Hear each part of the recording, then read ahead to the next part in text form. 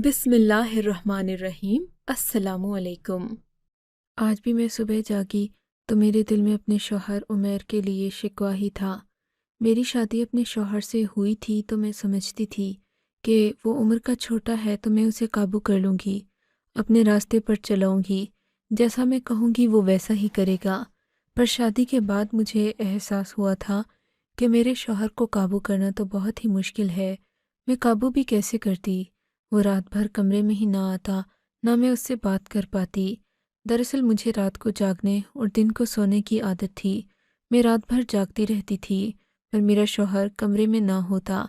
जब सुबह होती तो मुझे नींद आ जाती। मैं तकरीबन दिन के 1-2 बजे उठती थी। मेरी सास मोहतरमा मुझे बहुत ज़्यादा गुस्से से देखती और कहती कि मैंने सोचा था शादी के बाद आकर तुम मेरे बिगड़े हुए बेटे को संवार दोगी, पर तुम तो खुद भी बिगड़ गई हो। लगता है कि मैं इस दुनिया से ऐसे ही चली जाऊंगी और बस मातम ही करूंगी। अपनी सास की बातें मुझे याद आ रही थीं, आज फिर उठ करूंगी। अपनी सास की बातें मुझे याद आ रही थीं, आज फिर उठते हुए मुझे दिन के 1 बज के थे। मैंने उठकर देखा तो कमरे में उमैर हमेशा की तरह नहीं थे। बाहर आई, मेरी सास चुपचाप बैठी अपने काम में मसरूफ़ थीं। मुझे देखकर परेशान हो गईं। बोली कि बेटी, मैं तो अब तुम्हें कह कह कर थक गई हूँ, अब मैं कुछ कह भी नहीं सकती। जो तुम्हारा दिल चाहता है करो, मैं किसी को हिदायत नहीं दे सकती, ये तो अल्लाह का काम है। मैं अपनी सास की वजह से खुद भी परेशान हो गई थी, लेकिन उमैर अभी तक घर नहीं आया था।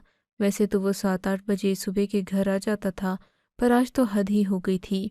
इतनी देर गुजरने के बावजूद उमैर घर नहीं आया तो मुझे उसकी फ़िक्र होने लगी। खाला, उमैर आज घर नहीं आएगा क्या? नहीं बेटी, वो ये कहकर गया है कि 3 दिन के बाद आएगा, पर ढेर सारा पैसा भी लाएगा, क्योंकि तुम्हें तो पता है कि वो क्लिनिक चलाता है। अब क्लिनिक में कुछ मरीज़ ऐसे भी आते हैं जिनको बहुत ज़्यादा तवज्जो की ज़रूरत। खामोश हो गई थी। मेरे शौहर उमैर की उम्र बहुत कम थी। बस ये शादी ख़ानदानी रवायात के तहत हो गई थी। मैंने इस पर सर झुका लिया था क्योंकि मेरे अम्मा अब्बा की इज़्ज़त का सवाल था, लेकिन मेरा शौहर उम्र में मुझसे 5-6 साल छोटा था। फिर भी मैंने उसे कबूल किया कि उसकी शख्सियत अच्छी थी, खूबसूरत था, कद काठ का भी लंबा था। मैं भी चलो चुप थी कि मेरा शौहर क्लिनिक में लोगों के ऑपरेशन करके पैसे कमाता है, पर वो कौन सा ऑपरेशन करता था? हालांकि उसकी तालीम सिर्फ मैट्रिक थी। ये बात मेरी समझ से बाहर थी। मेरी सास हमेशा यही कहती कि मेरा बेटा तो डॉक्टर से भी ज़्यादा माहिर है, इसी वजह से उसके क्लिनिक में रश बहुत ज़्यादा होता है।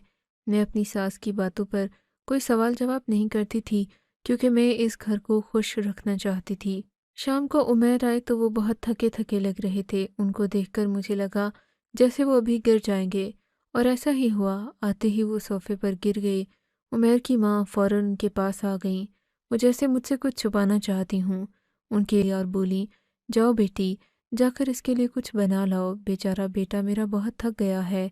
सास ने मेरे शौहर को हाथों हाथ ले लिया, उसे लाड प्यार करने लगी। मैं ये मंजर देखकर हैरान थी कि आखिर मेरी सास मुझसे क्या छुपाना चाहती हैं। थोड़ी देर के बाद मैं गर्म दूध लेकर आई। मेरी सास ने दूध का गिलास मेरे हाथ से लिया और अपने बेटे को पिलाने लगीं। साथ ही साथ वो उनसे बातें भी कर रही थीं। फिर मेरे शौहर को नींद आ गई, वो उधर सोफे पर ही सो गया। अम्मा जी उसके पास बैठकर तस्बीह पढ़ने लगीं, जैसे वो जानती हूँ कि उनका बेटा बहुत मुश्किल में हो। जब उमैर की आंख खुली तो तकरीबन रात के 10 बज चुके थे। कहने लगे कि आज मैं क्लिनिक में नहीं जाऊंगा, मैं आज नाइट ड्यूटी भी नहीं करूंगा, 2-3 दिन की छुट्टी ले रहा हूँ, बहुत थक गया हूँ काम से। मैंने कहा बिल्कुल ठीक है, मैं भी आपकी खिदमत करूंगी। बताती चलूं कि मेरा अपने शौहर से कोई ऐसा प्यार मोहब्बत वाला ताल्लुक नहीं था। मैं चाहती थी कि मैं अब अपने शौहर के साथ, क्योंकि इस तरह दूरी और अजनबियत रखने से हमारा रिश्ता टूट रहा था। लेकिन इन 3-4 दिनों में मैं अपने शौहर का दिल जीतने में नाकाम रही थी। उसने मेरी तरफ कोई तवज्जो नहीं की थी। ऐसा नहीं था कि कम उम्री की वजह से ये बात थी, बल्कि मेरा शौहर मुझसे खिंचा खिंचा सा रह रहा था। लगता कि जैसे वो मुझसे दूर भागना चाह रहा हो। हालांकि शादी से पहले मुझे बताया गया था कि उमैर की शदीद ख्वाहिश है कि वो मुझसे शादी करना चाहता है। मैं इसलिए भी मान गई थी कि चलो, अब्बा जान भी कह रहे हैं, उमैर की भी ख्वाहिश है, तो मैं दोनों लोगों का दिल जीत लूंगी। पर यहाँ तो ऐसा कुछ भी नहीं था। उमैर की बातों से लगता था کہ یہ شادی زبردستی کروائی گئی ہے۔ میرا دل اب خون کے آنسو رو رہا تھا۔ 3-4 دن گزر گئے تھے، عمیر کی چھٹی ختم ہو گئی تھی۔ چھٹی ختم ہوئی تو عمیر مجھ سے کہنے لگے، اب مجھے واپس اپنے کلینک جانا ہوگا۔ اب کی بار میں زیادہ دن جاؤں گا، پر تم فکر نہیں کرو، میں تمہیں واپسی پر گھمانے پھرانے ایبٹ آباد لے کر جاؤں گا، بلکہ میں اپنے سیٹ سے بات کرتا ہوں، مجھے لگتا ہے کہ مجھے ایبٹ آباد بھی ٹرپ کے ساتھ جانا پڑے گا۔ ایسا کرو کہ تم بھی تیار ہو جاؤ، میں تمہیں بھی اپنے ساتھ گھما لوں گا۔ میں تو یہ بات سن کر پھولے نہ سمائی۔ میں نے کہا، اس سے اچھی اور کوئی بات ہو ہی نہیں سکتی۔ میں آپ کے ساتھ ایبٹ آباد گھومنے پھرنے چلوں گی، وہاں پر آپ کا جو دل چاہے آپ کام بھی کر لیجیے گا، میں گھوم پھر بھی لوں گی۔ تھوڑا وقت مجھے دینا، باقی آپ کلینک میں ہی گزار لینا، میں وہاں جا کر ان فضاؤں میں خوش ہوتی ہوں۔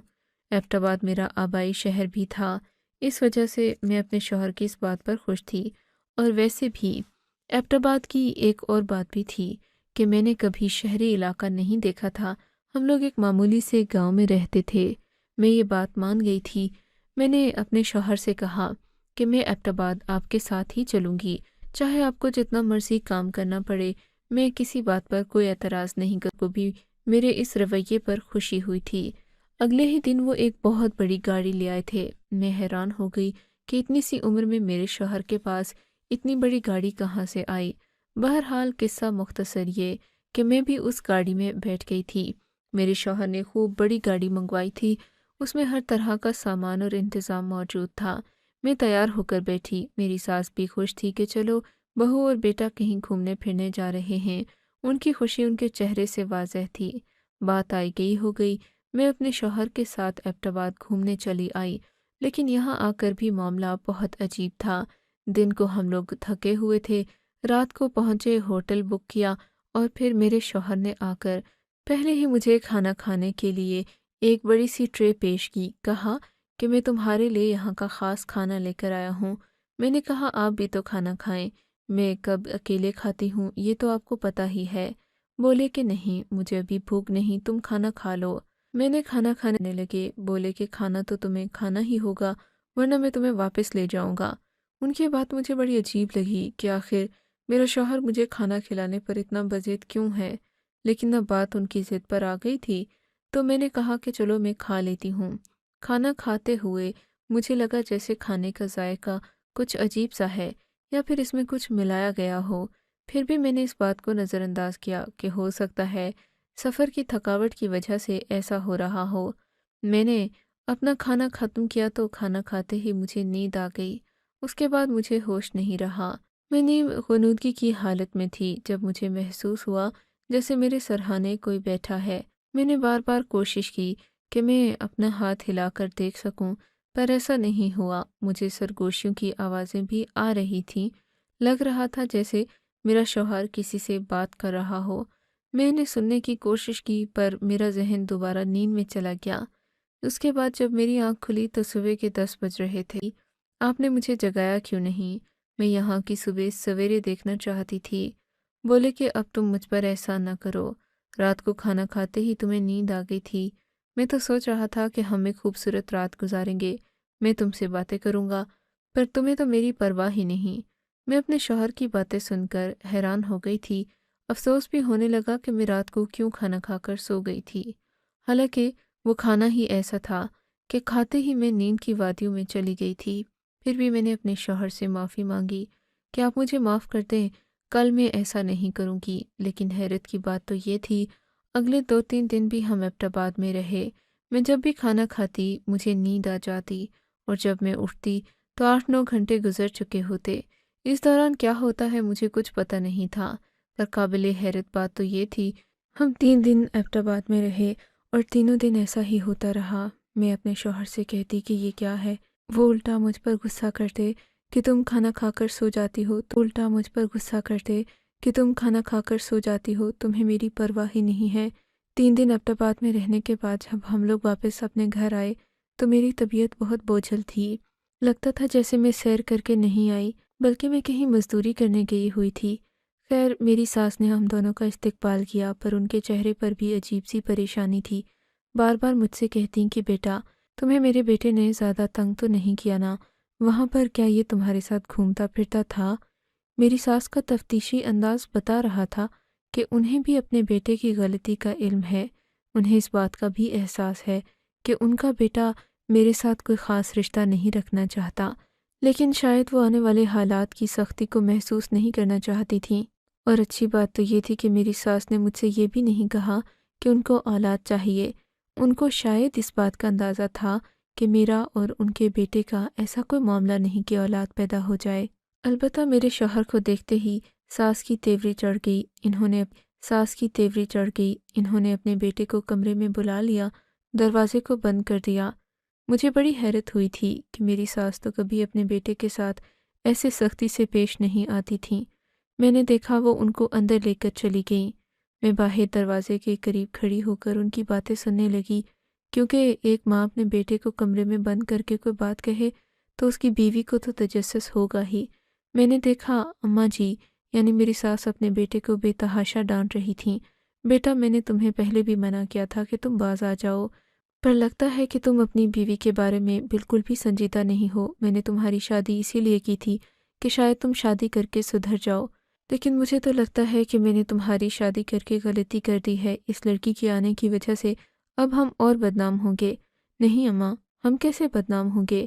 میں اپنی بیوی کے سامنے یہ سب نہیں کرتا، نہ ہی اسے بتاتا ہوں کہ میری حقیقت کیا ہے۔ بیٹا، پھر بھی مجھے بہت زیادہ باپ نے آج تک کوئی گناہ نہیں کیا، کس بات کی سزا مل رہی ہے ہمیں یہ بتا دو۔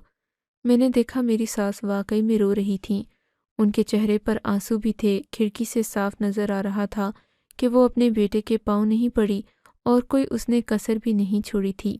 میرا بیٹا، میرا شہزادہ، تجھے کس چیز کی کمی ہے؟ تو جو کہے گا میں لا کر دوں گی، لیکن خدا کے لیے مجھ پر اتنا بڑا ظلم نہ کرو کہ تمہارے باپ کی روح تڑپ اٹھے۔ اماں، مجھے آپ کی یہ باتیں نہیں سننی، اور رہی بات اس لڑکی کی جسے آپ نے میری بیوی بنا کر گھر لایا ہے، تو میں نہیں جانتا کہ میں اس سے کیا جواب دوں۔ آپ کا جو دل چاہتا ہے کریں، وہ آپ کی بہو ہے، آپ اس سے گھر کے کام کروائیں، آپ کے لیے یہی کافی ہونا چاہیے۔ میں یہ باتیں سن کر پریشان ہو گئی تھی، سمجھ میں نہیں آتا تھا کہ میں کیا کروں اور کیا نہ کروں۔ میرے شوہر نے اتنی گھٹیا بات کر دی تھی کہ وہ مجھے اپنی بیوی بھی نہیں کہہ رہا تھا، مجھے ایک عام لڑکی کی طرح تصور کر رہا تھا۔ میں خاموش ہو گئی تھی۔ میرا دل چاہا کہ میں اپنی پوری زندگی بات نہ کروں، پر جب میرا شوہر باہر آیا، میری ساس بھی بہت خوش لگ رہی تھیں۔ میں تھوڑی دیر کے بعد واپس آئی تو دیکھا ان دونوں کے چہرے خوشی سے کھلے ہوئے تھے۔ میری ساس مجھے کہنے لگیں کہ بیٹا تمہیں دبئی گھمانے لے کر جائے گا، اور تم دیکھ لینا وہاں پر جا کر تم دونوں کی زندگی بدل جائے گی۔ میں نے کہا ماں جی، ہم ایبٹآباد گھوم کر آئے ہیں، دبئی گھوم کر کیا کریں گے؟ میرے ذہن میں وہی والے سارے منظر آنے لگے جب میرا شوہر مجھے کمرے میں پھینک کر چلا جاتا اور صبح آتا، مجھے پتہ ہی نہ چلتا کہ رات کیسی گزری اور کہاں گئی۔ میں بہت تھکا تھکا محسوس کرتی تھی۔ اب میں دبئی نہیں جانا چاہتی تھی، پر میری ساس نے مجھے اتنے خواب دکھائے، بہت ساری باتیں بتائیں، کہنے لگیں دبئی جا کر تم اتنی خوش ہوگی کہ تم سوچ بھی نہیں سکتی، اور میرے بیٹے کا کلینک بھی وہیں پر ہے، اب وہ وہاں بھی کام کرنے جائے گا، اس وجہ سے دبئی لے کر جائے گا تمہیں۔ میں بھی خوش ہو گئی۔ میرے شوہر نے مجھے بتایا کہ ان کا کلینک اب دبئی میں ہے، ان کے کام کی بہت ساری شہرت دبئی میں بھی پھیل چکی ہے، اس لیے وہ لوگوں کا علاج کرنے دبئی جائیں گے۔ میں بھی خوش تھی کہ چلو یہ تو بہت اچھا ہو گیا، میرا شوہر اتنا مشہور ہے، لوگ اس کی اتنی عزت کرتے ہیں، اس سے علاج کروانا چاہتے ہیں۔ بات تو آئی گئی ہو گئی تھی، لیکن میرا دل نہیں مان رہا تھا کہ میں دبئی جاؤں۔ 1 مہینے میں ہمارے کاغذات بن گئے تھے۔ میرے شوہر نے مجھ سے کہا کہ اب ہم دبئی جائیں گے اور وہاں جا کر خوب سیر سپاٹے کریں گے، تم دیکھ لینا، تم نے زندگی میں اتنی خوشیاں کبھی نہیں دیکھی ہوں گی۔ اور پھر ایسا ہی ہوا۔ دبئی میں لینڈ کرنے کے بعد میرے شوہر نے مجھے خوب گھمایا پھرایا۔ تقریباً 1 ہفتہ ہم گھومتے پھرتے رہے۔ یہ شام کا وقت تھا جب میرے شوہر کے نمبر پر ایک کال آئی۔ میرے شوہر نے اس کا فون اٹھایا اور باہر چلا گیا۔ واپس آیا تو اس کا رنگ پیلا پڑ چکا تھا۔ مجھے کلینک جانا ہوگا، میں نے کافی عرصے سے کلینک میں کام نہیں کیا۔ ہاں ضرور آپ جائیں صحیح، لیکن واپس کب آئیں گے یہ بھی بتا دیں۔ 1 ہفتے کے بعد آ جاؤں گا۔ میں اپنے شوہر کی 1 ہفتے کے بعد؟ یہ کون سا کلینک ہے جہاں پر دن رات رہیں گے آپ اور پورا ہفتہ گھر نہیں آ سکیں گے؟ میں اس اجنبی ملک میں کیا کروں گی، کہاں جاؤں گی، کس سے بات کروں گی؟ اوہو، تم نے تو اتنے سارے سوال جواب ایک ساتھ ہی کر دیے بیگم۔ میں کون سا کوئی مہینے کے لیے یا سال کے لیے جا رہا ہوں؟ 1 ہفتے کی تو بات ہے، واپس آ جاؤں گا۔ میں نے کہا کہ بات ہفتے کی نہیں، بات آپ کے طریقہ کار کی ہے۔ آج تک میں نے آپ کا کلینک نہیں دیکھا۔ آپ آخر مجھے یہ تو بتا ہی سکتے ہیں کہ آپ کا کلینک ہے کہاں؟ میں بھی تو دیکھوں اور جاؤں، دیکھوں کہ آپ کون سا علاج کرتے ہیں، کیسے کرتے ہیں، اور آخر آپ کو اتنا معاوضہ کس بات کا ملتا ہے؟ میری بات سن کر عمیر نے میرے چہرے پر زوردار تھپڑ جڑ دیا۔ پہلے 10 سیکنڈ تو مجھے یقین ہی نہیں آیا کہ میرے شوہر نے مجھے تھپڑ مارا ہے۔ میں نے ان کی طرف حیرت سے دیکھا تو بولے، تم بہت زیادہ سوال جواب کرنے لگی ہو، پتہ ہے نا کہ مجھے ایسے سوال جواب بالکل بھی پسند نہیں ہیں، اس لیے تم سے کہتا ہوں کہ مجھے یہ باتیں بہت بری لگتی ہیں جب تم میری ماں بننے کی کوشش کرتی ہو۔ میں اپنے شوہر کو اسی طرح دیکھتی رہی، مجھے یقین نہیں آ رہا تھا۔ میں نے کہا، ٹھیک ہے، میں آئندہ آپ سے کوئی سوال جواب نہیں کروں گی، آپ کا جہاں دل چاہتا ہے آپ چلے جائیں۔ میری بات سن کر عمیر نے ندامت بھری نظروں سے دیکھا مجھے اور بولے، میں بھی خود بہت پریشان ہوں، مجھے کلینک سے کال آئی ہے، مجھے جانا ہی پڑے گا۔ تم مجھے سمجھنے کی کوشش نہیں کرتی۔ سچ بات تو یہ ہے کہ میں اپنے شوہر کے اس رویے سے ڈر گئی تھی۔ میں نے کہا کہ ٹھیک ہے، آپ چلے جائیں، میں آپ کو دوبارہ بلاؤں گی بھی نہیں۔ وہ شاید ندامت بھرا دل لے کر وہاں سے چلے گئے، لیکن میں سوچ میں پڑ گئی تھی کہ آخر میرے شوہر نے مجھ سے یہ باتیں کیوں کی ہیں؟ اتنا زیادہ غصہ تو انہیں اس سے پہلے کبھی نہیں آیا تھا۔ میں نے بھی ان کو غلط نہیں سمجھا، بلکہ ان کی مدد کرنے کی نیت سے اپنے غصے کو دبا لیا۔ میں چاہتی تھی کہ جب تک مجھے اپنے شوہر کی اصل حقیقت کا نہیں پتہ چل جاتا، جب تک مجھے یہ نہیں معلوم ہو جاتا کہ ان کے سلوک کی وجہ کیا ہے، میں ان کے ساتھ ایسا کوئی رویہ نہیں رکھوں گی جس سے کہ وہ پریشان ہوں، اور بجائے اس کے کہ وہ میرا ساتھ مانگیں، وہ مجھ سے جان چھڑانے لگیں۔ 1 ہفتہ میں اپنے شوہر کا انتظار کرتی رہی۔ جب وہ 1 ہفتے کے بعد واپس آئے تو ان کی طبیعت سخت خراب تھی، ان کو الٹیاں بھی لگ رہی تھیں اور بخار بھی ہو رہا تھا۔ میں تو ان کا انتظار کر رہی تھی، ان کے آتے ہی پریشان ہو گئی۔ میں ان کو ڈاکٹر کے پاس لے جانا چاہتی تھی، پر وہ بولے کہ یہ سب کچھ تھکاوٹ کی وجہ سے ہوا ہے، میں اپنے لیے دوائیاں لے آیا ہوں، یہ کھا کر میں ٹھیک ہو جاؤں گا۔ میرے شوہر سے بیٹھا بھی نہیں جا رہا تھا، وہ اس قدر پریشان اور بیمار حال تھے کہ ان کو بات بات پر درد تھے، تو وہ اس قدر چلاتے کہ مجھے لگتا جیسے میں اپنے شوہر کے ساتھ نہیں بلکہ کسی مریض کے ساتھ ہوں۔ یوں ہی 1 ہفتہ بلکہ 1 مہینہ ہمیں دبئی میں گزر گیا۔ اس کے بعد ہم لوگ پاکستان آ گئے۔ 1 ہفتہ میرے شوہر نے مجھ سے خوب بات چیت کی، لیکن میرے ساتھ کوئی تعلق نہیں رکھا۔ البتہ وہ مجھ سے اکثر بات کرتے کرتے رو پڑتے۔ میں ان کی یہ باتیں سن کر حیران ہوتی تھی کہ آخر ایک مرد بلا وجہ اپنی بیوی کے سامنے کیوں روئے گا، کوئی تو وجہ ہوگی۔ 1 مہینے کے بعد دوبارہ میرے شوہر کو کال آئی۔ یہ کال بھی رات کے وقت آئی تھی۔ میرا شوہر کہنے لگا، مجھے کلینک سے کال آئی ہے، مجھے جانا ہوگا۔ اب کی بار تو میں چپ رہنے والی نہیں تھی۔ میں نے سوچا کہ میں اپنے شوہر سے اس بارے میں تفتیش کروں گی کہ یہ کون سا کلینک ہے۔ پھر سوچا کہ پہلے کی طرح اس بات کا اب کوئی فائدہ نہیں ہوگا، بہتر ہے کہ میں اپنے شوہر کا پیچھا کروں تو مجھے ساری بات خود ہی معلوم ہو جائے گی۔ سو میں نے ایسا ہی کیا۔ جیسے ہی عمیر گھر سے باہر نکلے، میں بھی ان کے پیچھے چلی جاتی رہی، یہاں تک کہ وہ جا کر ایک لوکل گاڑی میں بیٹھ گئے۔ حالانکہ ان کے پاس اپنی گاڑی تھی، پر اس وقت وہ لوکل گاڑی پر جا رہے تھے۔ میں نے بھی ایک ٹیکسی کی اور ان کے پیچھے چل پڑی۔ میں نے دیکھا میرا شوہر ایک بڑے سے بنگلے کے آگے اپنی گاڑی روک کر اندر دیکھ رہا تھا۔ تبھی بڑا سا آدمی گھر سے باہر نکلا۔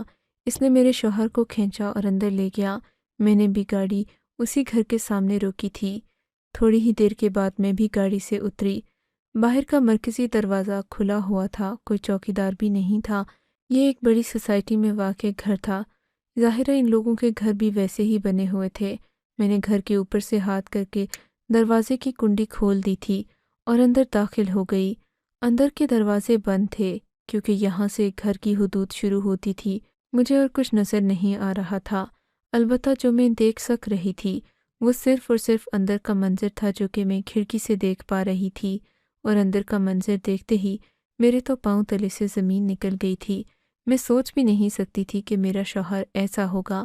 میں کافی دیر وہاں پر کھڑی بے یقینی سے اس منظر کو دیکھتی رہی۔ مارے غم کے میری آنکھوں سے آنسو نکل پڑے۔ میں وہیں سے اپنی گاڑی میں بیٹھی اور واپس آ گئی۔ گھر پہنچ کر میرا دل بری طرح کانپ رہا تھا۔ لگتا تھا جیسے میں پھٹ جاؤں گی۔ میں نے اپنے خاندان والوں کے سامنے اپنے شوہر کی کتنی اچھائیاں کر رکھی تھیں، پر میرا شوہر کیا نکلا یہ تو مجھے آج پتہ چلا تھا۔ میں جاتے ہی اپنی ساس پر برس پڑی۔ امی جان، آپ دیکھ لیں کہ آپ کا بیٹا کیا کر رہا ہے بیٹی۔ امی آپ انجان نہ بنیں، میں آپ کے بیٹے کو دیکھ آئی ہوں کہ اس کی حقیقت کیا ہے۔ میری بات سننا تھی کہ ساس کا رنگ پیلا پڑ گیا۔ بیٹی مجھے معاف کر دو، میں نے جو بھی کیا وہ اپنے بیٹے کی محبت میں کیا۔ میں نہیں جانتی تھیں آپ اچھی طرح جانتی تھیں کہ آپ کے بیٹے کی حقیقت کیا ہے۔ وہ مکمل مرد نہیں ہے، وہ تو لوگوں کے ہاں ناچنے جاتا ہے، ناچ کر جب تھک جاتا ہے تو گھر آتا ہے۔ آپ بھی اسی کی کمائی کھا رہی ہیں اور آپ مجھے کہتی ہیں کہ میں آپ کے بیٹے کے ساتھ پیار اور محبت سے رہوں، جبکہ وہ ایک مکمل مرد ہی نہیں ہے۔ آپ نے سوچ بھی کیسے لیا؟ یہ بات سن کر میری ساس نے انوکھی منطق گھڑی۔ وہ نہیں ملتا، روپیہ پیسہ کھانا پینا ہر چیز ہے تمہارے پاس، پھر بھی تم اتنی ناشکری کر رہی ہو۔ مجھے تمہاری یہ بات بہت بری لگ رہی ہے۔ میں نے کہا، آپ اچھی طرح جانتی ہیں، آپ بھی ایک عورت ہیں، آپ کو پتہ ہے کہ صرف روپے پیسے سے اور کھانے پینے سے ایک انسان کا رشتہ نہیں چل سکتا۔ آپ کا بیٹا مکمل مرد ہی نہیں تو میں کیسے اس کے ساتھ رہ سکتی ہوں؟ یہ کہہ کر میں نے اپنی ساس کے گھر کا دروازہ کھولا اور دہلیز پار کر لی۔ میں نے وہاں سے کچھ بھی نہیں اٹھایا۔ جس بات کا ان کو زوم تھا وہ وہیں پر چھوڑ کر آئی، کیونکہ میں کسی گناہ کی مرتکب نہیں ہو سکتی تھی۔ میری ساس تو چاہتی تھیں کہ میں باقی لوگوں سے تعلق قائم کر کے خوش رہوں اور ان کے بیٹے کا بھی بھرم رہے، پر میں ایسی گناہ والی زندگی کبھی مر کر بھی نہیں گزار سکتی تھی۔ سو میں نے اس شان و شوکت والے محل کو چھوڑ دیا اور لات مار کر واپس اپنے غریب خانے پر آ گئی۔ اب بھلے مجھے کوئی غریب آدمی ہی ملے، لیکن میرا اس کے ساتھ رشتہ مکمل ہو تو میں خوش ہوں گی۔ سے نہیں بلکہ انسان کے مکمل ہونے سے چلتے ہیں۔ آپ کو اگر یہ کہانی اچھی لگی ہے تو اس ویڈیو کو لائک کیجیے اور اس طرح کی مزید کہانیاں سننے کے لیے ہمارے چینل کو ضرور سبسکرائب کیجیے۔ کہانی سننے کا شکریہ۔ آپ سے ملاقات ہوگی اگلی ویڈیو میں، تب تک کے لیے اللہ حافظ۔